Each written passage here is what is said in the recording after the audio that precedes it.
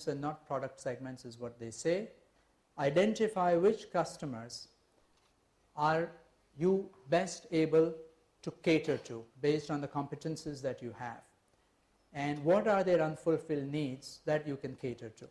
If you can tap into that, then you know that that's the position that will work best for you. And most importantly, create a differentiation. Stand out in a crowd. Be remembered. There are so many brands in the marketplace. It's an overcrowded market, and they say typically a customer cannot recall more than 5 to 7 brands at a time. And I think the same thing applies to printing plants, especially if you're going out into newer markets or into new product segments. Positioning also can be defined in terms of whether you're pushing a commodity brand or whether you're a cost leader in the marketplace and positioning yourself therefore as a value brand, or you're a quality leader in the market, therefore you have a premium brand, or is it that your company's brand is based on your own personality. Now these are all human brands because they have led their companies, they are very visible in the marketplace, and people think of IPP as Amilaji and so on. Now this is a very good thing. That's the brand which is the top of the pyramid because it's something that cannot perish overnight. It will be durable for the company.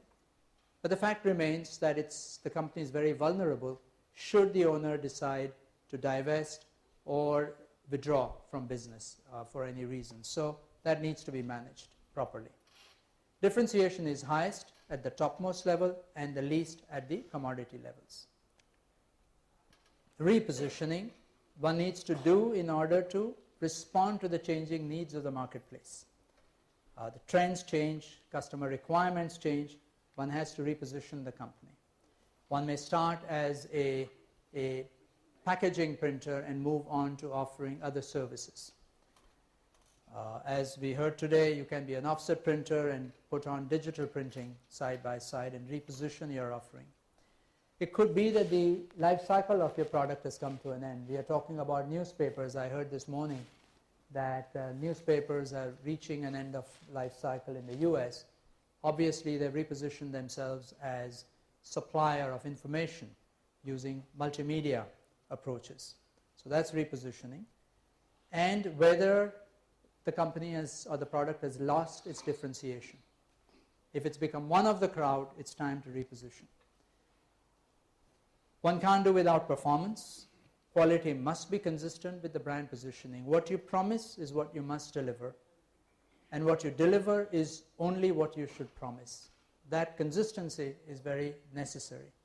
Many times there is a lot of hype around a company, and then there is disappointment if the performance is below the hype.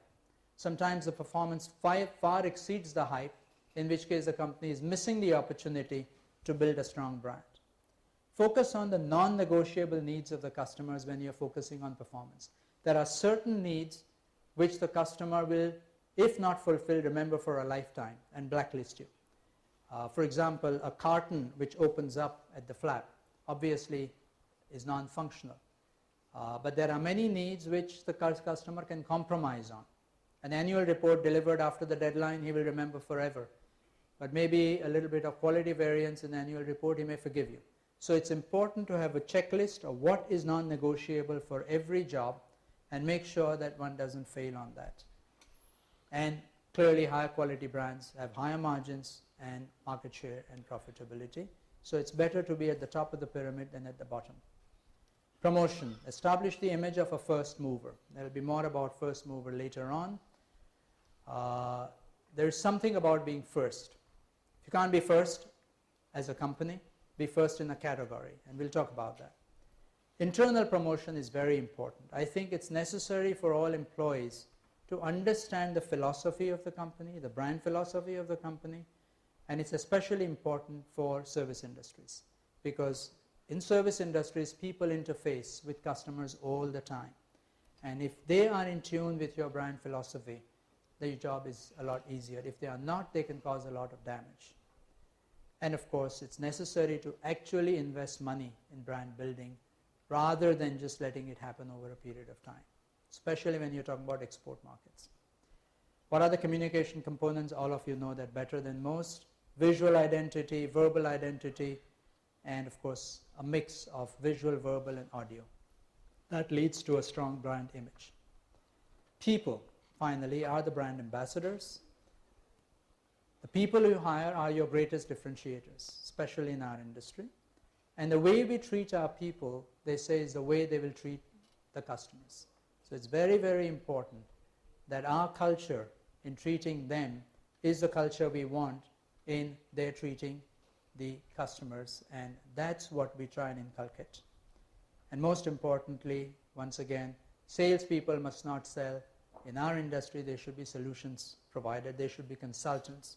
They should solve problems of customers. So we've covered the basics of brand building. We will go through top 10 of Jack Trout's. You've heard this guy's name anyway.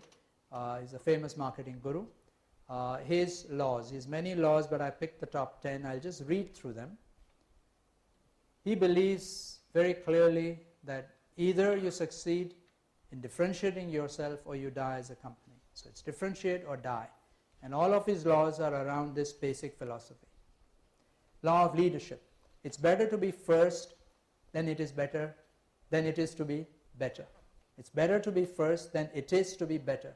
So even if you're better, if you're not first, you've lost out. The law of the category. If you can't be first in a category, set up a new category you can be first in. Create something new. Create a new kind of offering and say, I'm first in that. The law of the mind.